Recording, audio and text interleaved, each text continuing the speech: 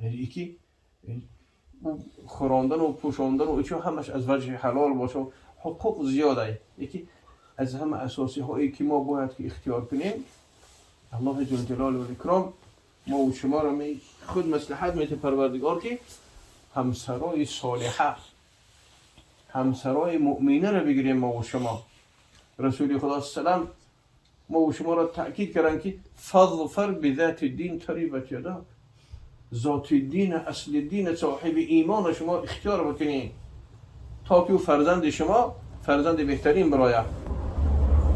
ببینید امروز انسان اگر یه نفر بخواهد دهقانی کنه، تمام دوستا و رفیقاش میپرسه که کجا در اون زمینی بهترینه که من بگیرم خواجگی دهقانی کنم. میخوام من فلان و فلان فلان دهقانی ها رو میخواهم بکنم، یگون زمینی بهترین باشه. همیشه در سراغ زمین بهترینه. خداوند متعال میگه نساؤکم حرث لکم، زنهای شما کشتزار شما هستند. زنها کشتزار، چقدر که این زمین ها در کشت میکنین، گندم میکارین، شما زغیر میکارین، جو میکارین، نخود بگیم چی نباشه. امروز خلق لالگی مثال یافتن راه چی را بهترینه در لالگی، چی توگری میگیره گلاس و مدینه، بگیم دیگه راش.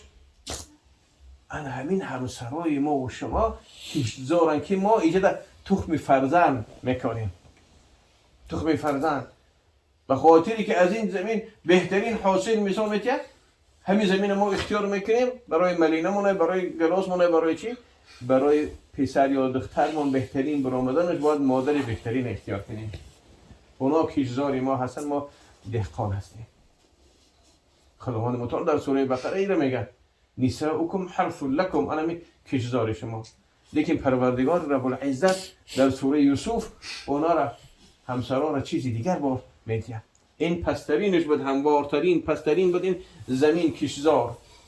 در سوره یوسف او را آفتابی خاندان میگه. آفتابی خاندان میگه. قصه حضرت یوسف ببینید.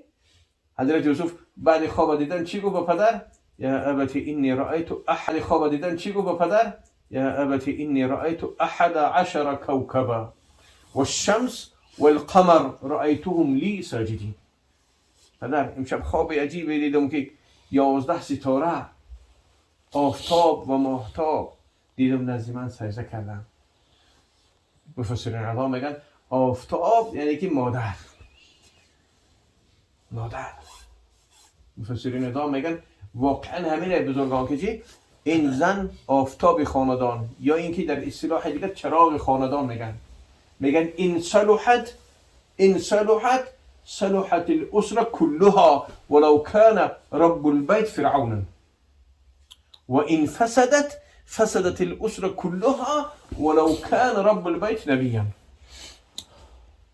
علمی چراغ خاندان که ها زمین نور نباشه، ما و شما بالای دسترخوان که دیگه کدام را بگم خراب کرده میریم، نه نان میمونه نه طعام میمونه، امر میجی قیمه هم را خراب میکنیم. همین نوری که روشنی میکنه ما میبینیم. همین همسرا میگن همین نور خاندان هستن. آفتاب هم بگیم، چراغ هم بگیم، هر چی بگیم، اگر همین اصلاح شد ببینید که همه خانه نور میگرده. میگه اگر همین اصلاح شد تمام عائله اصلاح میشه. اگر چنده که مرد خانه فرعون هم که باشه او را گرفته نمیتونه پیشه، اصلاح میشه. دیگه اگر همین فساد شد تمام عائله فاسد میشه، با فساد میره. اگر چنده که مرد خانه پیغمبرم که باشه. دلیلش قصه حضرت نوح علیه السلام. حضرت نوح ببینید در پیش چشم فرزند غرق میشد، ها برای که قبول نکرد. هرچند که زاره گر التماس میگه بچه جان بیا همراه ما کشتی، که امروز هر کسی همراه من در کشتی باشه نجات پیدا کرده میتونه، دیگر نفر نجات پیدا نمیکنه. بیا همراه ما در کشتی.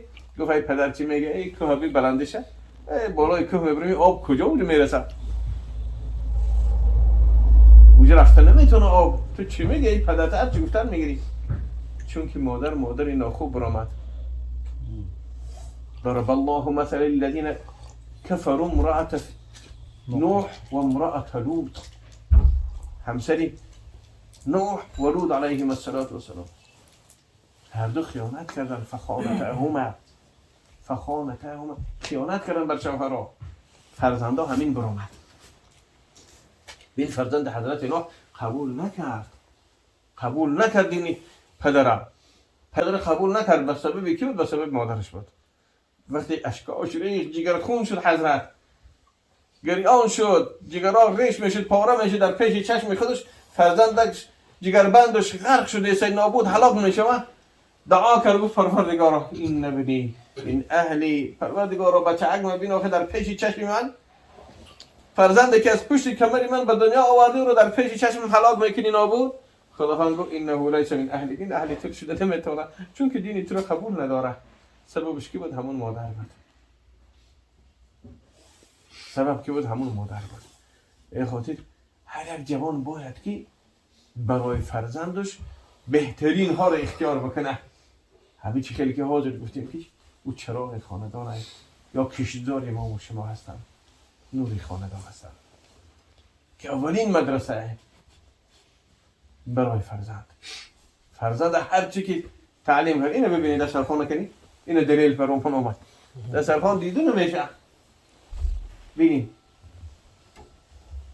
این همه برای ما و شما دلیله.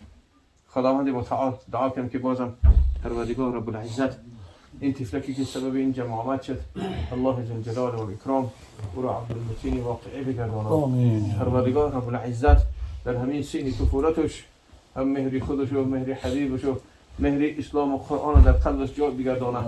او را اهل قرآن اهل ایمان بگرداند. پروردگار رب العزت حافظ کل قرآن بگرداند و مثل برادراش. و پروردگار رب العزت براش عمر دراز طولانی بی درد و بی رنج و بی غم نصیب روزی بگرداند. سبب عزت و شرف و آبرو سربلندی پدر و مادر و بابا و اجداد هم در دنیا هم در آخرت گشتن براش نصیب روزی بگرداند. پروردگار رب العزت در برابر این طفلک تمام طفلکای ما و شما را، تمام طفلکای اسلام پروردگار همه را اهل ایمان و اهل قرآن گشتن براش نصیب روزی بگرداند. ربنا اتنا في الدنيا حسنه وقنا عذاب النار.